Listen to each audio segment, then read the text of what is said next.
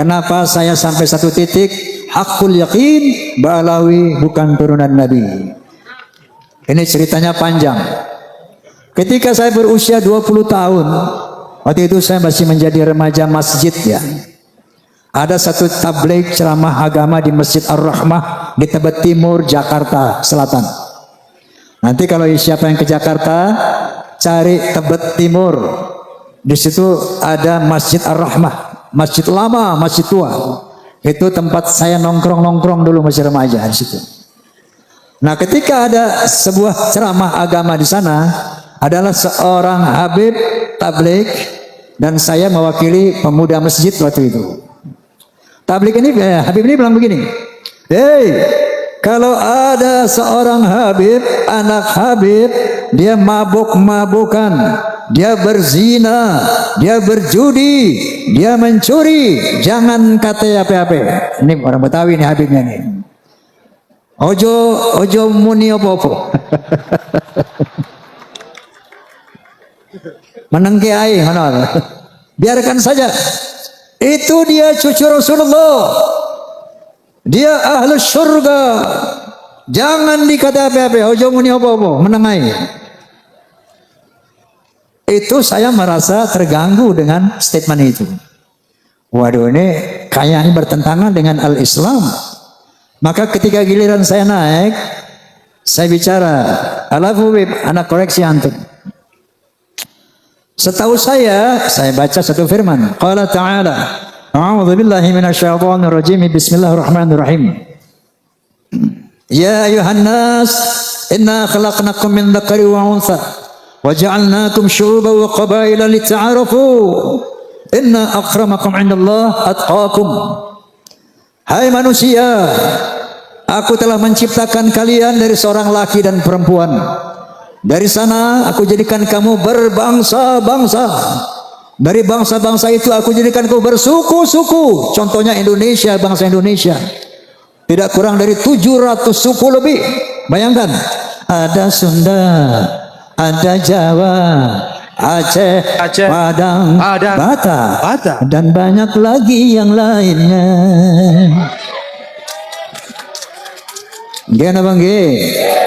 Apa perintah Allah? Lita'arafu, saling mengenallah. Lita'arafu, saling menghormatilah. Inna akramakum 'indallahi atqakum. Ketinggian derajatmu di sisi Allah bukan dari mana bangsamu, bukan dari tinggi berapa jabatanmu, bukan dari berapa banyak hartamu, tapi sebanyak apa takwamu kepada Allah Subhanahu wa ta'ala. Wa qala Nabi sallallahu alaihi wasallam, "La fadla li 'arabiyyin 'ala ajamiyyin illa bi taqwa." Tidak ada kelebihan bangsa Arab dari yang bukan Arab kecuali takwa. Gitu Beb, saya bilang. Wa qala Nabi sallallahu alaihi wasallam aidan, "Al-jannatu lil muttaqina walau kana 'abdan habasyian, wan naru lil 'asina walau kana sayyidan quraisyan hasimiyan." Surga itu buat orang-orang yang bertakwa walaupun dia budak dari bangsa Habsyi, dan neraka untuk orang-orang ahli maksiat walaupun dia sayyid Bani Quraisy, Bani Hashim, yang ini keturunan Nabi semuanya. Bahkan Rasulullah mengatakan, "Lau anna Fatimah bint Muhammadin saraqat laqad tu'tu yadaha." Seandainya Fatimah bint Muhammad mencuri, aku potong tangannya. Inilah al-Islam, dinul khalis. Rasulullah SAW adalah seorang nabi yang demokratis, tidak nepotis. Faham? Ini saya sampaikan. Ramai itu masjid malam itu. Wah, ini Bang Haji ini. Waktu itu saya sudah mengcounter mereka. Hati bukan mengatar. Mengapa? Mengadakan apa? Perbandingan seperti itu. Besoknya dipanggil saya, Gus, sama sesepuh Habib, yang notabene bapaknya juga. "Hei Oma, ente ngomong apa semalam di masjid?" Saya jelaskan bla bla bla bla. Habis ada Habib ngomong begini, maka saya jawab bla bla bla bla bla. Mohon koreksi Habib. Apa dia bilang? "Yang ente katakan semuanya benar, nggak ada yang salah. Tapi tolong ucapan kayak gitu jangan disampaikan lagi kepada umat di mana-mana. Cukup di situ aja semalam aja. Kenapa, Bib? Agar tidak mengganggu ukhuwah Islamiyah. Ini astagfirullahaladzim. Saat itu saya sempat berpikir, mungkin benar juga ya. Dan saya lihat waktu itu belum terlalu berbahaya ini Mbak Alwi ini. Oke, makanya saya telan aja di perut tuh. Sampai umur 78 tahun sekarang ini. Berapa tahun? Dari umur 20 sampai 78. 58 tahun saya pendam dalam perut kelakuan Mbak Alawi itu. Dan saya melihat dalam perjalanan saya ini. Saya dulu pemain musik di 2 dunia. Pada satu malam minggu saya main band dengan lagu-lagu barat. Dan pada malam minggu lain saya nyanyi lagu-lagu orkes Melayu dengan lagu India. Tumpasai kayak gitu. Jadi yang saya tahu Habib dulu itu banyak tukang orkes. Pemain suling Habib, pemain mandolin Habib, pemain gitar Habib. Yang joget Habib juga. Pada mabuk, joget mabuk. Ini gue cerita pengalaman, Bib. Pengalaman saya nggak mau kata orang enggak. Yang saya alami. Nah, itu Habib yang dulu muda mabuk itu. Beberapa tahun yang lalu ketemu saya sudah bersorban, berjubah. Tapi masih mabuk. Wallahil azim. Tidak kata orang, ini semua yang ceritakan pengalaman saya. Pengalaman saya sendiri. Ente keren banget, Wi. Namanya ujungnya Wi. Nggak harus saya bilangin nama siapa. Wi, lo jadi ulama, Wi. Iya biasa dah. Kok mulut lo bau minuman sih, Wi? Emang apa? Gua minum masuk aja jadi air putih.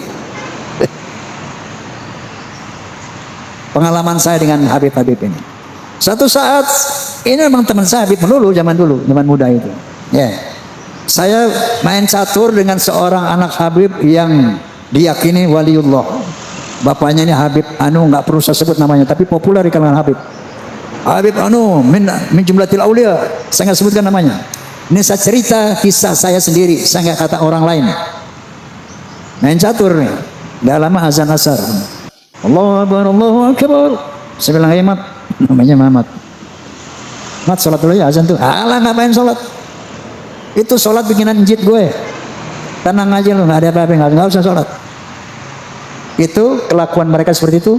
Ternyata begitu ada polemik nasab, mereka sering mengklaim kita nih ahlul bait. Kita dibersihkan oleh Allah Subhanahu wa taala. Ternyata ini menjadi doktrin mereka selama ini. Kenapa mereka bisa berbuat maksiat seenaknya? Dia mengaku ahlul bait dan dibersihkan dari dosa. Padahal apa sih ahlul bait? Secara bahasa, secara lughah, ahlu al-bait artinya apa? Ahlu al-bait, ahli rumah. Orang yang serumah dengan Roma Irama itu ahlul bait Roma. Anda tahu kan anak saya siapa aja? Ridho, Devi, Vicky, Romi. Itu bukan ahlul bait Roma, tapi dzurriyyah Roma, turunan Roma, betul. Kenapa? Karena dia tidak serumah lagi dengan Roma. Paham? Jadi ahlul bait adalah orang yang serumah dengan Rasulullah. Maka dikatakan ahlul bait Rasul itu ada 5 orang. Yang pertama istri-istri beliau. Yang kedua anak beliau Fatimah. Yang ketiga mantu beliau satu rumah, Sayyidina Ali. Yang 2 orang lagi cucu beliau, Sayyidina Hasan wa Husain. 5 orang itu ahlul bait. Adapun seandainya ada anak cucu dari Hasan, itu bukan ahlul bait lagi, tapi dzurriyyah. Faham nggak sampai di sini? Faham?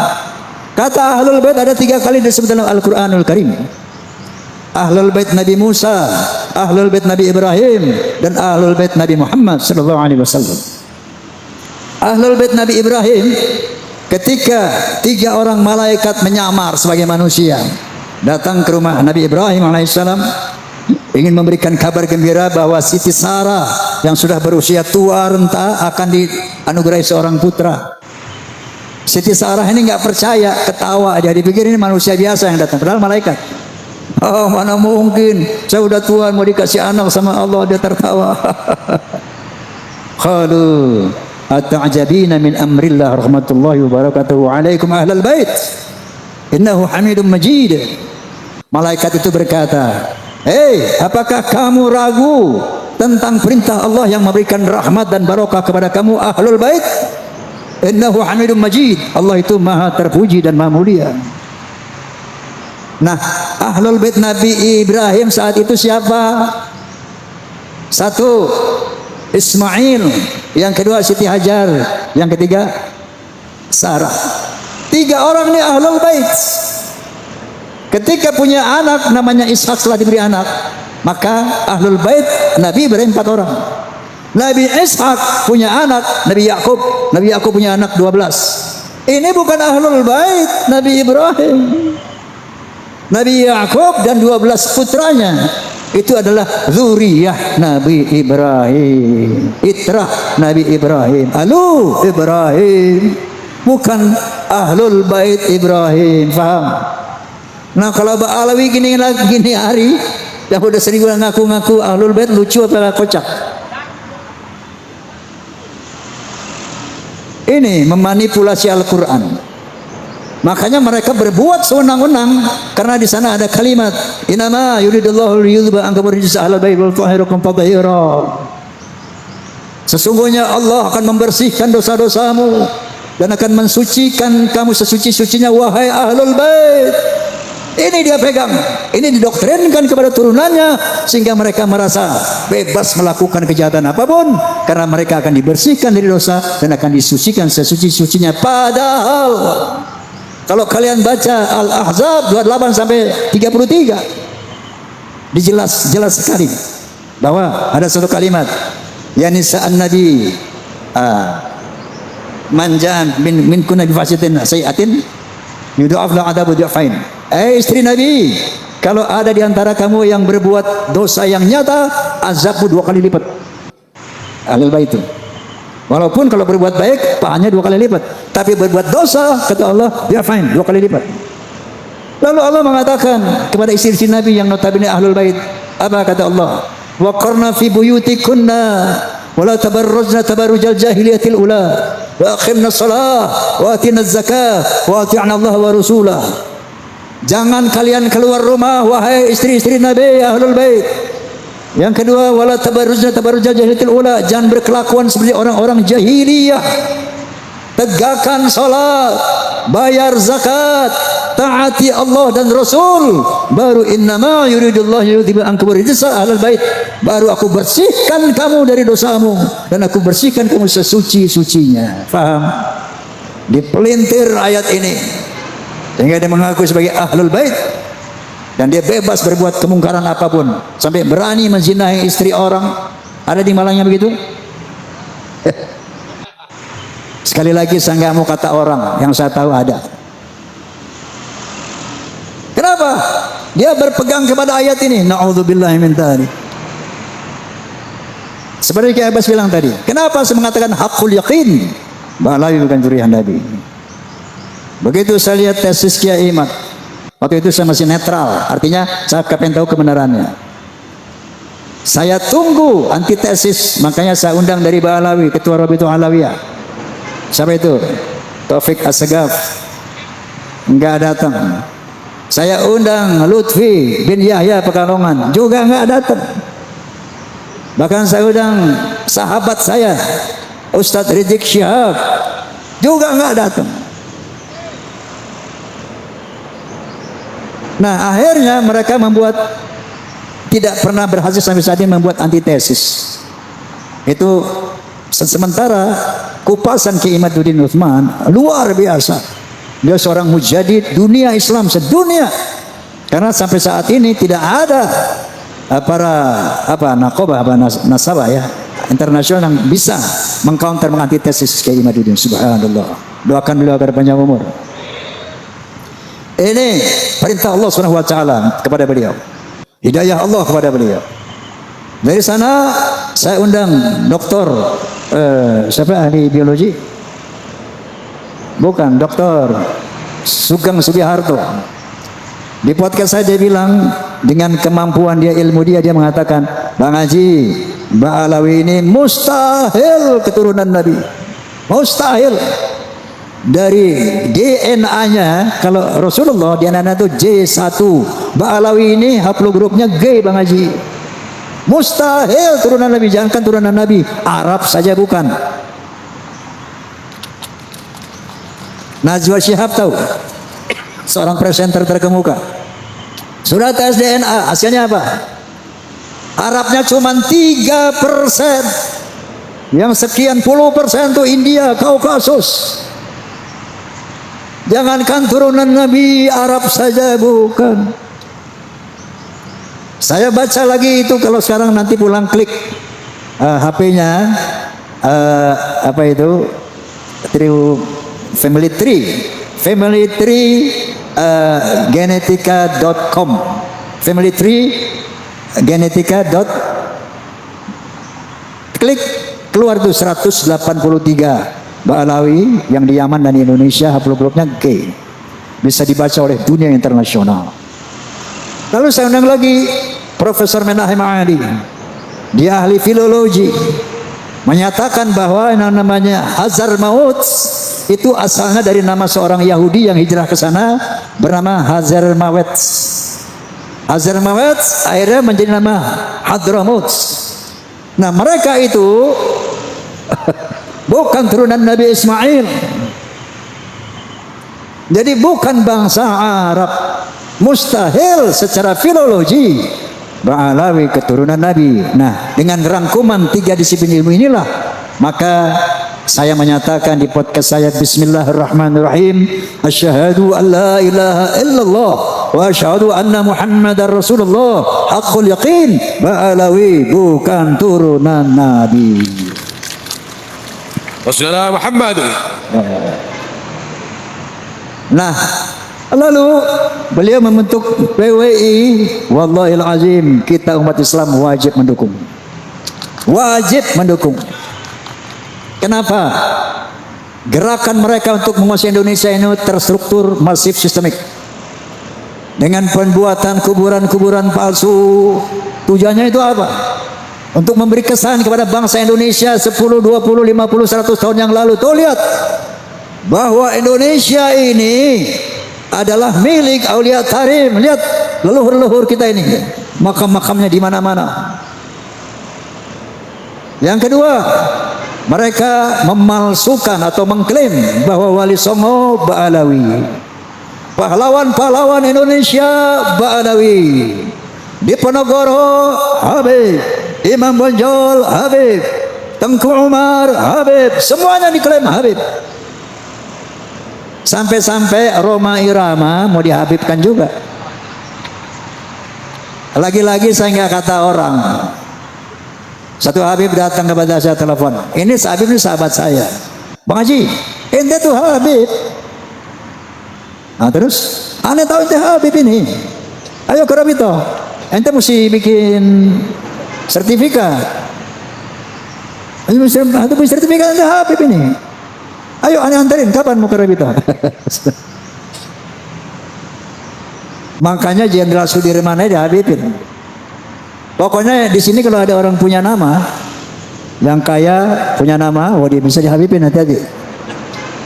Begitu cara mereka menebar pengaruhnya itu. Orang yang punya pengaruh yang besar, Habib, Habib, Habib. Dikasih aja stempelnya. Ada yang bayar 400 juta, 500 juta. Ente Bang Haji nggak usah bayar, gratis. Ini cara mereka. Ya. Yeah. Kemudian gerakan politik, Masya Allah, luar biasa. Provokasi luar biasa. Sahabat saya itu, Rizik Syihab ini sahabat dari muda, saya bersahabat sama dia. Tapi sekarang Masya Allah, megalomania. Ngajak perang aja, Bang. Asah golok, asah apa celurit, perang, revolusi. Memang tujuannya dia memang mau pengen jadi Khomeini di Indonesia. Itu cita-citanya. Hati-hati ya Allah, astagfirullahaladzim. Orang akhirnya ternyata kalau perjuangan ini tidak terorganisir, maka Nabi SAW bersabda ya bahwa kezaliman yang terorganisir akan mengalahkan kebaikan yang tidak terorganisir. Maka PWI LS adalah organisasi untuk mengcounter agenda Ba'alawi dalam rangka ingin menjajah Indonesia secara spiritual, secara ekonomi, dan secara politik. Maka hukumnya wajib kita dukung PWI. Paham? Paham? Oke.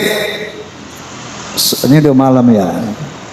Poinnya sudah dapat, kita poinnya sudah dapat. Bahwa makanya nanti insya Allah tanggal 27 Juli saya sediakan tempat saya, lapangan Soneta Records di Depok, untuk pelantikan PWI Jabodetabek. Saya ingin tunjukkan kepada bangsa Indonesia, kepada umat Islam Indonesia, kepada Ba'alawi, saya ada di PWI.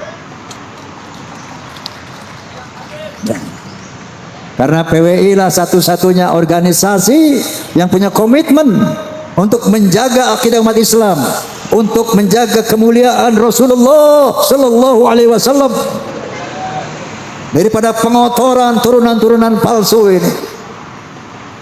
PWI lah yang ternyata peduli terhadap keutuhan negara Kesatuan Republik Indonesia. Oleh karena itu, saya wakafkan karir saya, jiwa saya, usia saya untuk membackup gerakan persatuan perjuangan Wali Songo Indonesia. Ada orang bilang, Bang Haji, ente kan udah aman, nyaman, udah jadi superstar, udah jadi legend, udah kaya, ngapain lagi Bang Haji konter-konter Ba'alawi? Nanti forsanya hilang, Fahmi Tamaminya hilang, Soneta nggak dilihat orang lagi, gua kagak peduli. Kenapa? Saya melihat firman Allah Subhanahu wa taala, A'udzubillahi minasyaitonirrajim, bismillahirrahmanirrahim. Kuntum khairu ummatin ukhrijat linnas, ta'muruna bil ma'ruf wa tanhuna 'anil munkar wa tu'minuna billah. Kalian hai umat Islam, umat yang terbaik yang dilahirkan dari bangsa manusia. Kenapa? Karena kalian punya konsep untuk menegakkan amar ma'ruf dan nahi mungkar. Dan kalian adalah umat yang beriman kepada Allah Subhanahu wa taala. Dan Allah melanjutkan, A'udzubillahi minasyaitonirrajim. Wal takum minkum ummatun yad'una ilal khair wa ya'muruna bil ma'ruf wa yanhauna 'anil munkar wa ulaika humul muflihun. Hendaklah ada di antara kamu hai umat Islam yang sungguh-sungguh menyeru kepada kebaikan, menyeru kepada hal yang ma'ruf, dan sungguh-sungguh mencegah kemungkaran. Itulah orang-orang yang beruntung. Mau beruntung apa tidak? Mau beruntung dunia akhirat apa tidak? Bela PWI.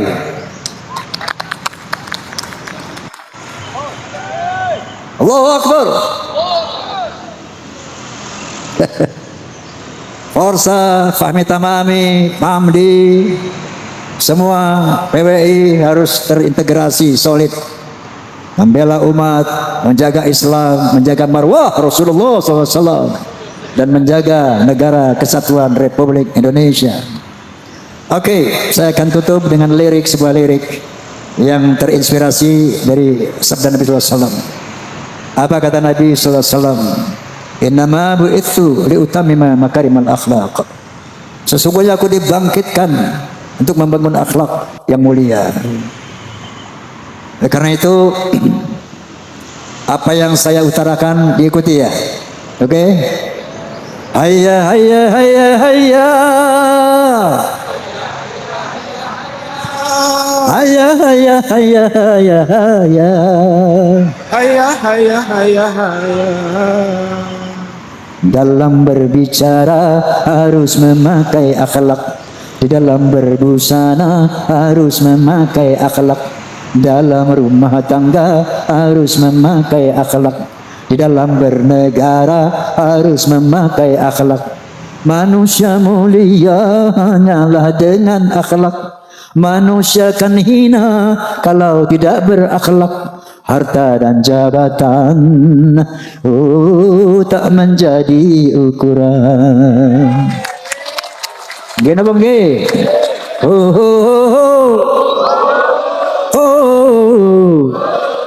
Lagi.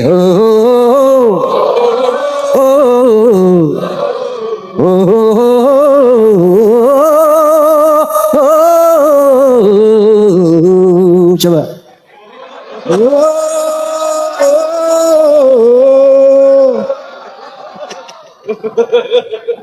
Manusia adalah sebaiknya ciptaan.